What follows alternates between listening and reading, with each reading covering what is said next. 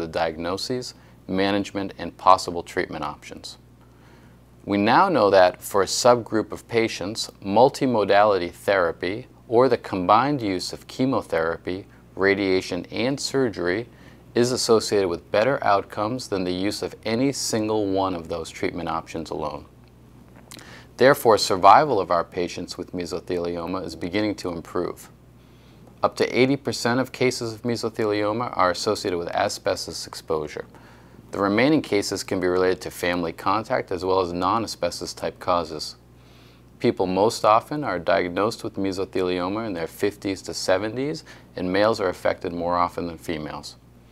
It can be difficult to differentiate a malignant pleural mesothelioma from a different type of cancer that we call metastatic adenocarcinoma. These are two completely different types of cancer with vastly different treatment options. As I mentioned before, pleural tumors are more frequently metastatic cancers than mesothelioma, and so we utilize many different tests to accurately make that distinction. It is crucial that we have enough tissue sample or a large enough biopsy specimen to adequately characterize not only the tumor as a mesothelioma, but also to distinguish which subtype of mesothelioma we have. In specific, epithelioid, sarcomatoid, or mixed. Epithelioid mesothelioma is the more favorable subtype of mesothelioma and carries a greater chance of survival after surgical and multimodality therapy.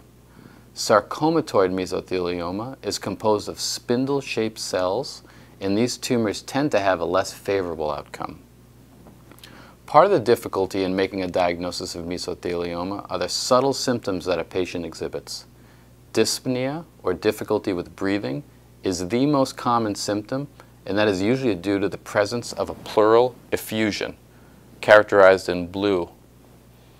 This accumulates in the spaces between the visceral pleura and the parietal pleura, in between the lung and the chest wall. Chest pain can also be common. Other symptoms include cough, loss of appetite, weight loss, night sweats, and even hemoptysis, or spitting up blood. On physical exam, there may be decreased breath sounds on the affected side. There can also be a mass in the chest wall, and this could be painful. There are a number of radiologic tests that we order while trying to establish the diagnosis. The stage, which tells us how advanced the cancer may be, and determine if surgery is feasible and in the best interest of the patient. CT scans of the chest are usually one of the first tests that we order. It is readily available and it provides some very useful data. PET scans help determine if there's any suggestion of disease in the other lung, in the abdomen, or in other areas of the body. At times, MRI can suggest invasion into the chest wall, mediastinum, or across the diaphragm into the abdomen. This usually indicates that surgery would not be an option that would benefit the patient. All the information we gather, including CT, MRI, PET, as well as histology from the tissue biopsy, is used to gain a better idea of the anatomy of one's mesothelioma and whether surgery will be of potential benefit for the patient.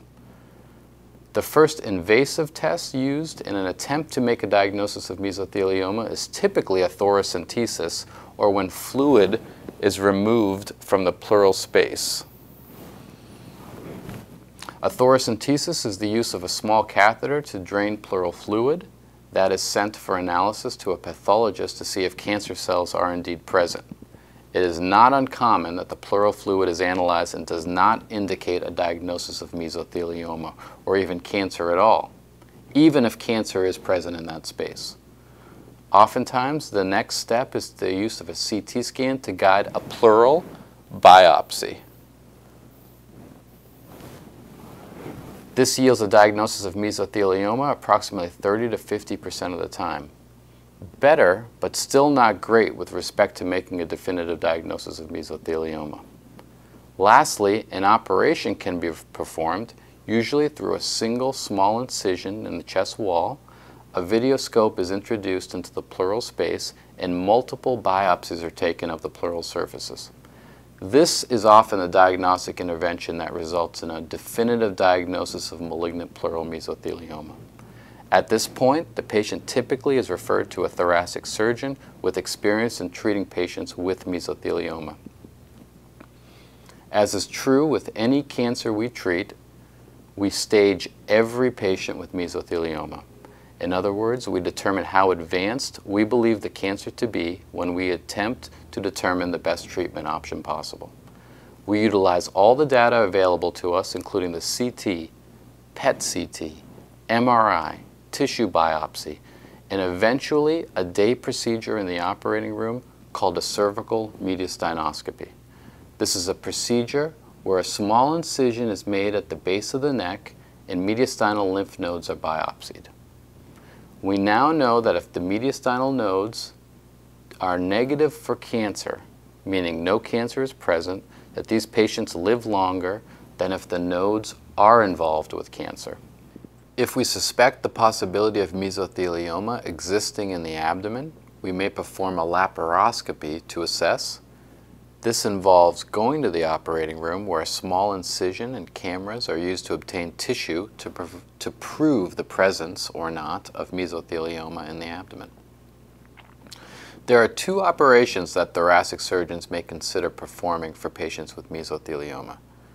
These are named pleurectomy and decortication or extrapleural pneumonectomy. Pleurectomy and decortication is a surgical procedure that involves removing both the visceral and parietal pleura. This leaves the lung in place. This can be a potential option for patients with very minimal or very advanced disease. An extrapleural pneumonectomy is the complete removal of the lung with its visceral pleura, the parietal pleura, the diaphragm, and the sac around the heart, termed the pericardium. We then reconstruct both the pericardium as well as the diaphragm using prosthetic material.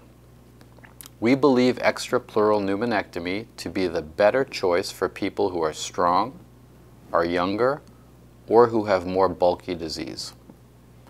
There is no gold standard therapy for mesothelioma. Your treatment plan depends on the anatomy of your tumor and your overall status. Sometimes chemotherapy is done before surgery.